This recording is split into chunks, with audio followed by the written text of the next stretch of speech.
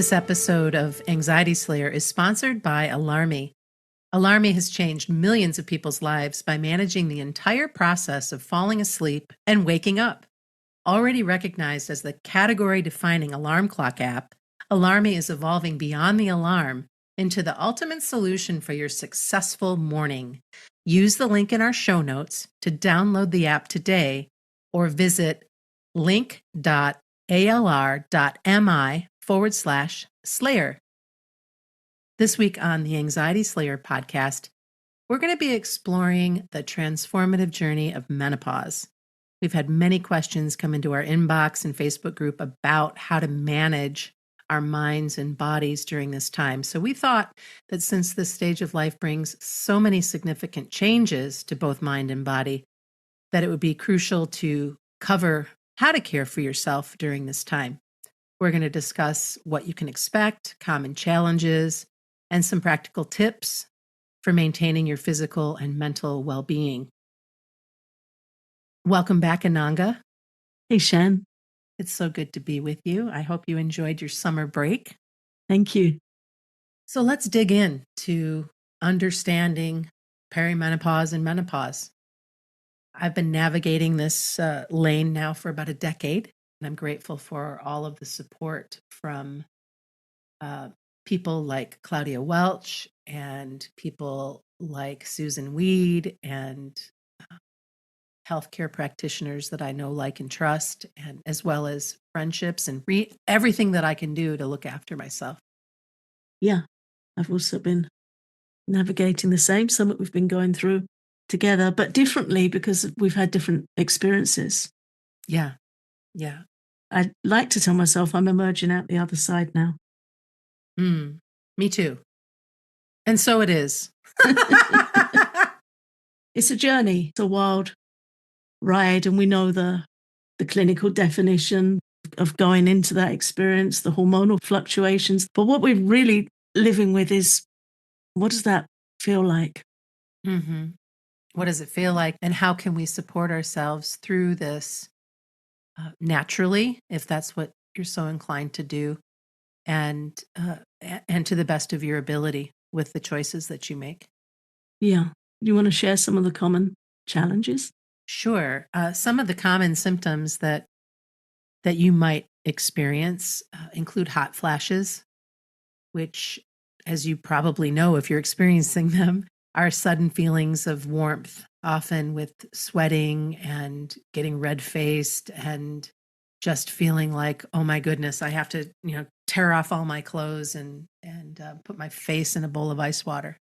And just as quickly as it comes on, it leaves. And then for some people, there are also night sweats as well, where these hot flashes are occurring in your sleep, which can wake you up throughout the night. And then as well as weight gain, because the changes in our metabolism are such that you could start to gain weight. And again, that ties back to your hormones and the fluctuation there, and just your whole body is changing in a way that it's a complete transformation. It's just a completely burn it all down and build it back up transformation. I mean, that's how I look at it anyways. I don't want to scare the hell out of anybody, because for some people, they move through it quite easily. And for others, it's a significant challenge. I'm grateful to be somewhere in the middle of all that.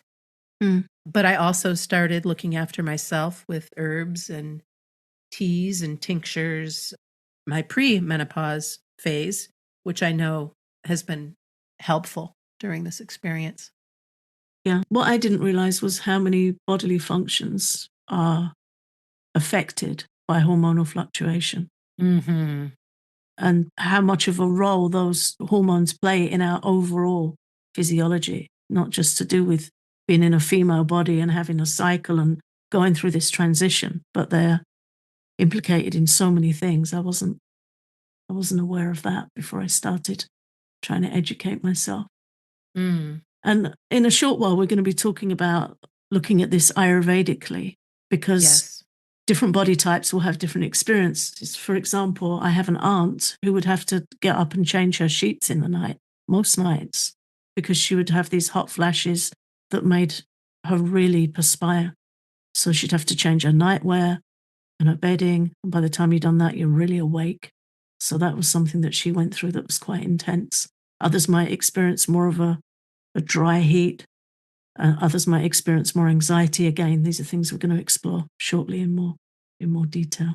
One of the things that I noticed in the beginning of my menopause journey is that, whoa, did I have some mood swings and some irritability, and my level of anxiety definitely amped up a bit.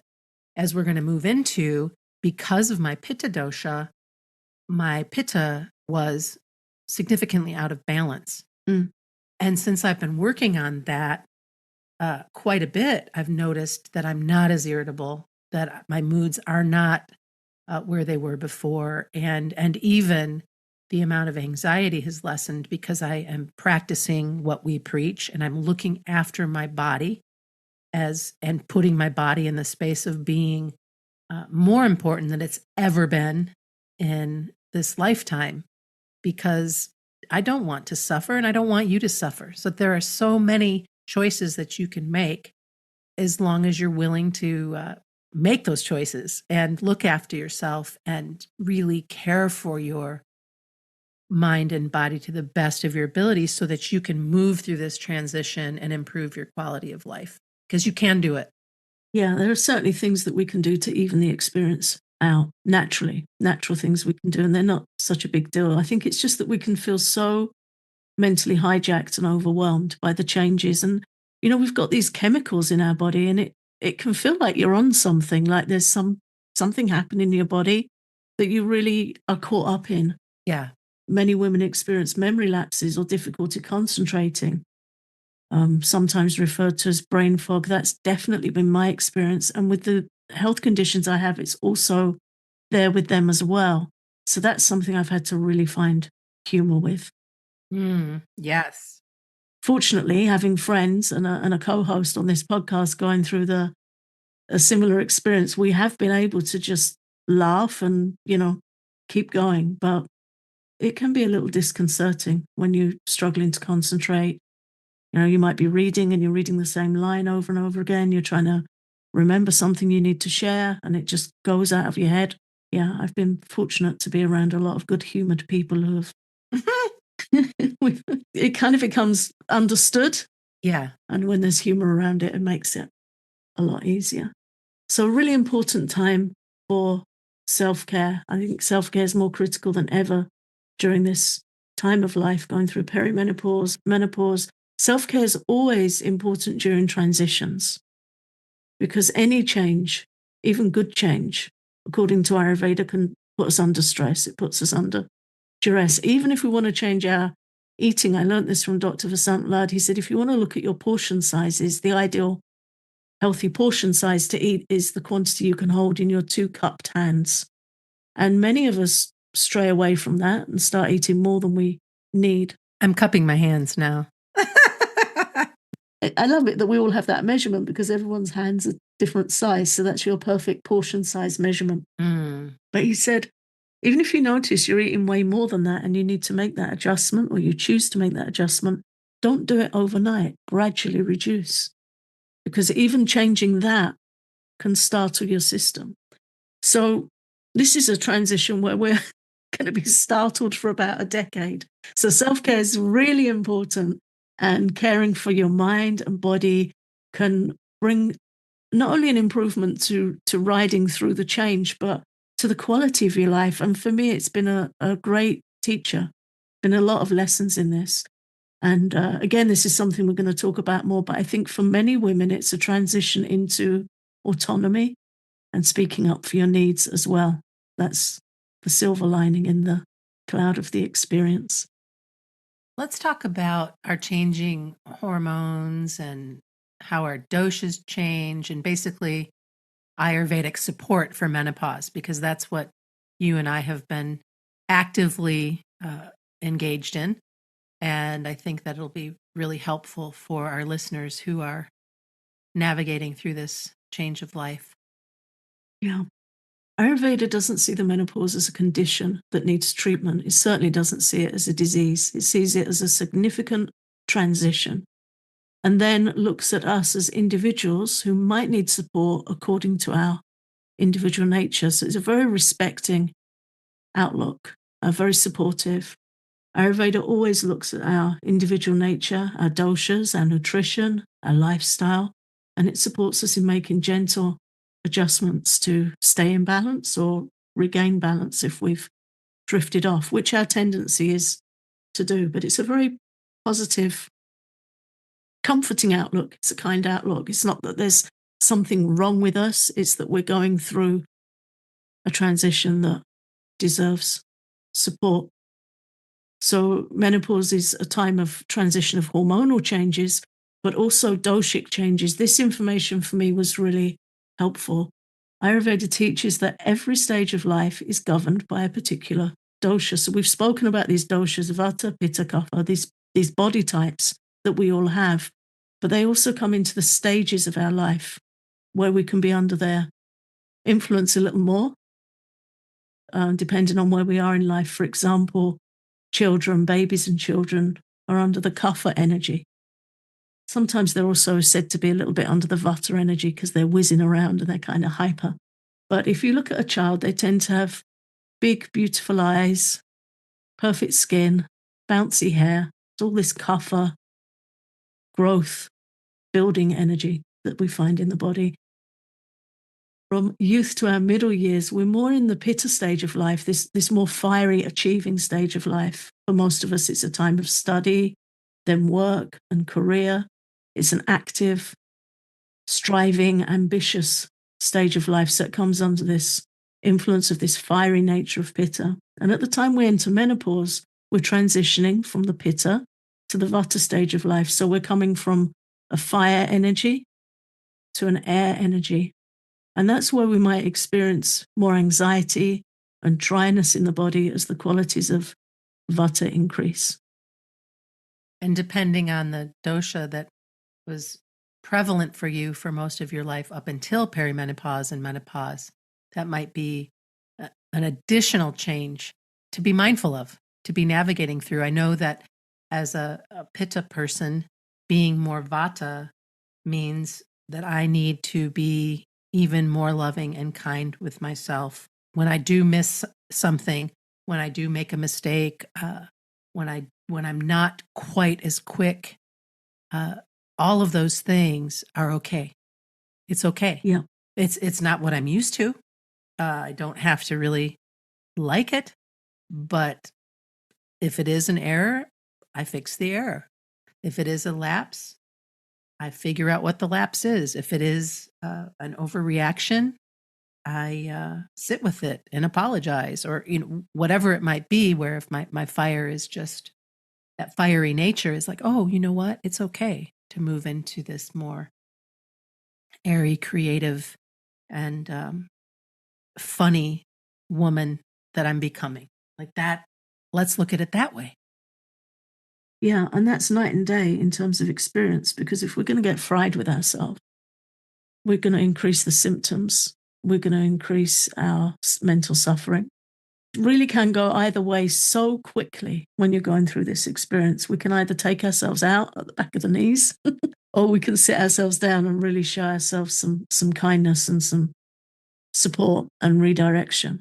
And it can feel high maintenance, it's ongoing maintenance, but it really helps to have this understanding that we're going to need a little extra kindness and some extra rest, and prioritizing our needs.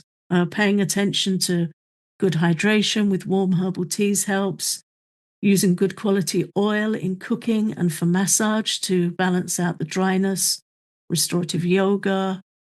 Resting our digestion. Our digestion might feel like it can't do what it used to be able to do. It might not have so much energy. So simple, nourishing meals, resting between meals, allowing a good spell of time, a few hours between eating, so that our body's processing that nourishment well before we take anything else into our system. And the obvious, avoiding hot spices, alcohol and caffeine. When we're able to take a step back and watch instead of just being caught up in a whirlwind. Yeah. We notice this didn't serve me so well. I need to adjust that. I've noticed that avoiding those things has been really helpful for me. I used to love to have craft beer. I don't drink anymore because I wasn't responding to it well. It didn't make me feel good.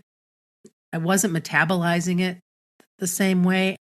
Also, in my research, I learned that alcohol is one of the worst things you can put in your body during this time in your life because you've already got so much else going on that adding the alcohol can make things go even more wonky.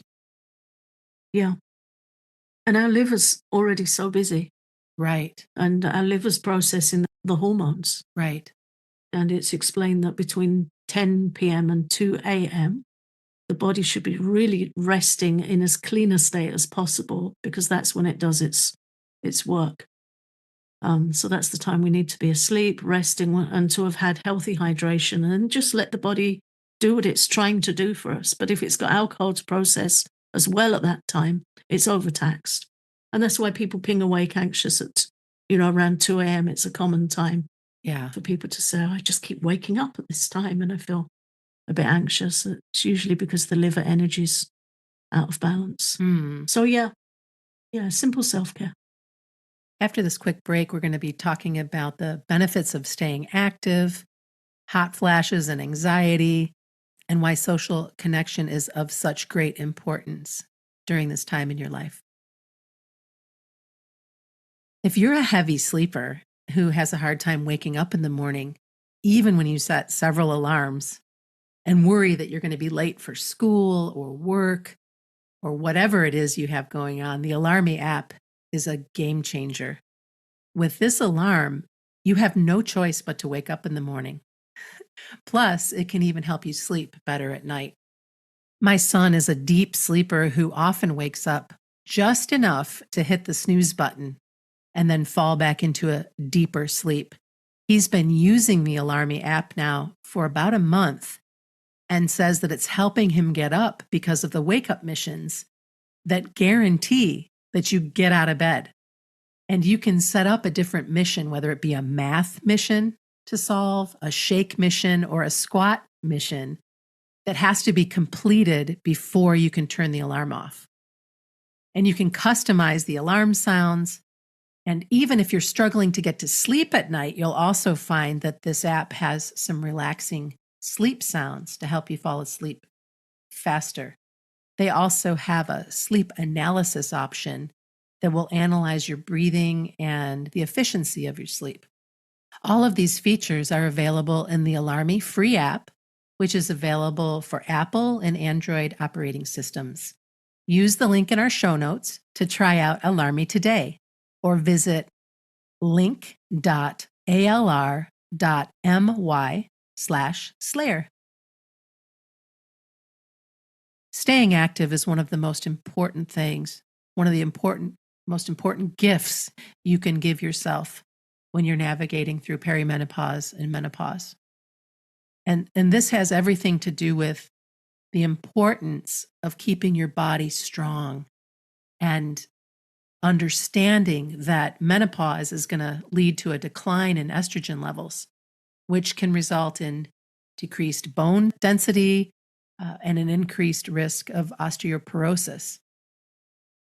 What we've learned is that weight bearing exercises like walking, jogging, and strength training will help stimulate bone formation and slow down this bone loss, which reduces the risk of fractures and maintaining bone health. Bone health is incredibly important and something that we probably don't think about much before we enter the menopause stage of our lives.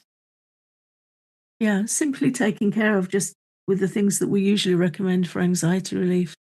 Even when we're doing yoga, we're doing some strength training, using our own body, weight bearing exercise, using our own body, walking, committing to walking every day.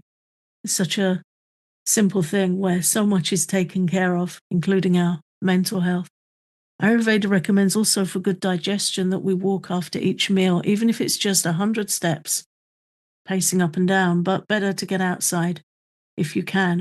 I was reminded recently by listening to an Ayurvedic practitioner. She said people often say, you know, if I eat this particular food or that food, I feel so sluggish. And she said it's not always the food, it's that we need a little help to move, to digest. So to take a few steps after each meal, which keeps us moving, protects us from being too sedentary, and takes care of so many things. Some of the techniques that we can use to reduce stress and anxiety during this time are, again, the techniques that we recommend so often to you. Find a breathing exercise that works for you. Find a practice that you enjoy, whether that be yoga or qigong or simply walking each day, whatever that might look like. Consider moving more into a meditative state when you can. Meditation is incredibly helpful. Even if it's walking meditation, you can do both of those things and really benefit yourself. And then journaling whatever is going through your mind during this time in your life. Getting your thoughts and feelings on the page is really helpful as well. Yeah, journaling saves my sanity. I journal every single day. It helps me clear my head, helps me process things, and it helps me notice patterns of what's working and what isn't. And I find it helpful to review my journal and see, you know, things I can improve or things I'm glad I did, things I'm glad I started doing for myself and how they're paying off, you know, a year or a few months later. So definitely a good time to be reflective. Let's talk a little bit more about hot flashes and anxiety. Yeah, I think this is the most commonly discussed experience, isn't it? I mean, I've seen my mum go through it, and myself, friends. You and I have had some laughs about it mid-recording on occasion. We've needed to make adjustments. They can come with such a rush of energy that it can feel so physically and mentally unsettling. I have a friend who said that she would feel like she was losing her mind, but it was just before the hot flash was about to begin. So she could be doing something, talking with somebody, and she felt completely fine. And then she'd just have this rush of energy in her head, and she'd feel like, oh my God, I'm just losing my mind. Then the heat would come. And it was helpful for her to notice that, okay, this is where that's coming from because it was such a powerful experience. Once she understood what was happening, she could support herself and kind of get used to it. But still, every time that was her experience for just a few seconds. So she just knew to breathe and wait and let it pass. Mm-hmm. It can be helpful to talk with other women, share your experience, and experiment with different practices like the cooling breath, which we've shared before, tapping, gentle stretching, whatever helps you let that experience pass as peacefully as possible without it escalating into anxiety. And of course, just any stress can bring on a hot flash. So anything we're doing to keep our stress levels low and look after ourselves in general also helps. My husband brought me home a little handheld battery operated fan. And then I also bought one of those beautiful folding fans. Yeah. And so I travel with the folding fan in my purse. And if I need it, if I'm out for lunch or if I'm out and about, and it's just a part of my life now. And then the other one, I'm not quite so bold to take that out in public, but I'll use that if I have a flash coming on and while I'm sitting in the living room or whatever. And it's kind of become this silly thing in my family. They come up, Yeah. I do my thing, feel better, or the cooling breath is really helpful. Can you share the cooling breath with us really quickly? Yeah, the easiest way to do it is if you can curl your tongue. Apparently, it's a genetic thing, not everyone can do it. You just curl your tongue, breathe through your tongue like a straw slowly, or put your tongue up behind your front teeth as if you're saying the letter L. Breathe in slowly, and the air cools the underside of your tongue, the blood vessels in your tongue, and just cools the body down. It really does. We need the tips and tricks, and if we've got things in place, then we're okay. And then moving through perimenopause and menopause, Many women are living in an energy debt. Claudia Welch says between holding down a job, maintaining relationships, and caring for her family, a woman often blows through the energy that she earns from sleep, good food, and good company. Her daily needs repeatedly outpace her daily intake of energy, which is so profound. And that really colors the experience. That makes it so much more challenging to live with and move through. When we dip into our energy reserves, we're going in the red, and we're depleting our nourishment. Ayurveda teaches that we should only ever use half of our energy. If we're working out or exercising, you use half your energy and you save the rest for maintenance, healing, cellular repair. Don't spend all your budget. My Chinese doctor, acupuncturist, mentioned this to me a couple of weeks ago as well. He said, don't ever use all your energy. And I was like, oh, same teaching. So really important. But for many women, we are often in energy debt. There are situations where we feel we can't say no. There are situations that we feel we have to deal with. And I think one of the key benefits and teachings of this stage of life is we're not needed often as much as parents. And it is a time of life where we can really review what we need. It's a good opportunity to explore supporting our healthcare at a deeper level, looking at the quality of our rest and looking at our aspirations, what we want from life, going deeper into our life. And also a quick note on permission and rest. There's a clip on Instagram that often comes up of Claudia Welch saying, we might learn to make better choices in our eating and our drinking and different areas of our life. But she said rest is usually the last one we get to grips with making healthy choices with. And she said, how many people will lay on a sofa and say, oh, I just really need to rest. And then they hear someone come in and they grab a book or a duster or a magazine or something to be seen to be doing. That we have this thing that we can't be seen just resting because we need to rest. And she said that sometimes, in menopause, we need to nurture this yin energy, this cooler energy that's mentioned in Chinese medicine. She's a practitioner of both Ayurveda and Chinese medicine. And we need to nourish this yin energy. And she said that means permission to rest. And she said sometimes you could call it yin medicine to lay on a sofa for a week because we rest as long as we need to. So that's really something to work on, permissive rest. I give myself permission to sit here with this book, lay here with a glass of water, whatever we need to do, to know what we need to do and to give ourselves permission to do it. Because if we're horizontal with the wheels in our head spinning, we are not resting. And that's something that chronic illness has taught me. It's very easy for me to look like I've taken to my bed in pain, but am I resting or am I laying there thinking of all the things I should be doing?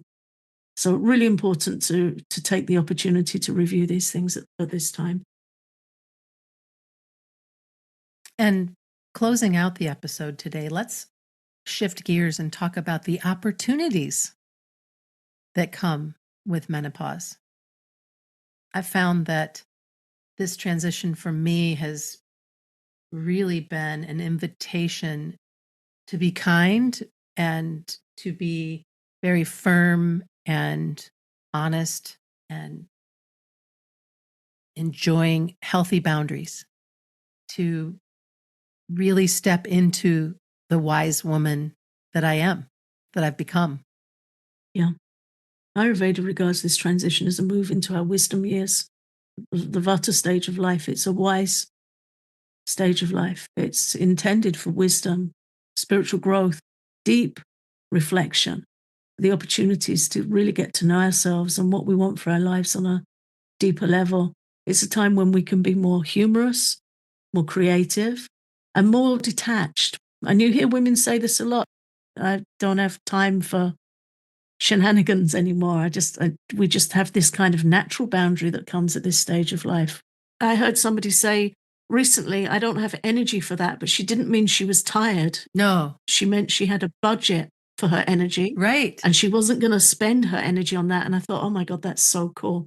Yeah, because it's a time where we want to be more reflective, more creative, introspective, Yeah. just to be in that space of, all right, this is where I am. Where do I want to take this next chapter?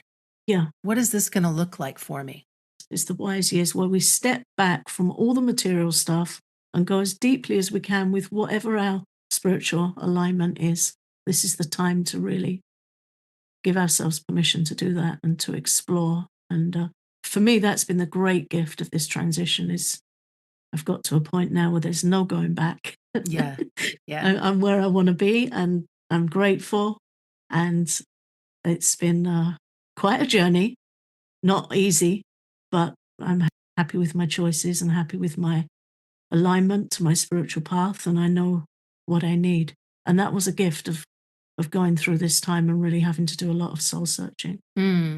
So these are natural stages of life that, while challenging, offer an opportunity for growth, deeper self-knowledge, self-care.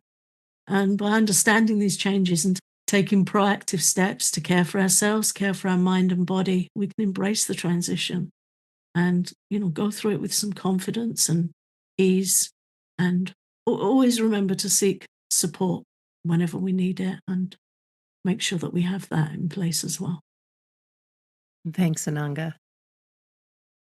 If you enjoyed this episode, please follow, rate, and leave us a review. And please share this episode with someone who might benefit from our conversation. We're celebrating the first anniversary of our popular Ayurveda course, where we walk you through how to get to know your dosha and how to care for yourself through lifestyle adjustments, nutrition, and choices for balanced living. Save 25% when you enroll in 7 keys to calming anxiety with Ayurveda today. Special offer available through September with the coupon code BIRTHDAY. Check out the course at anxietyslayeracademy.com.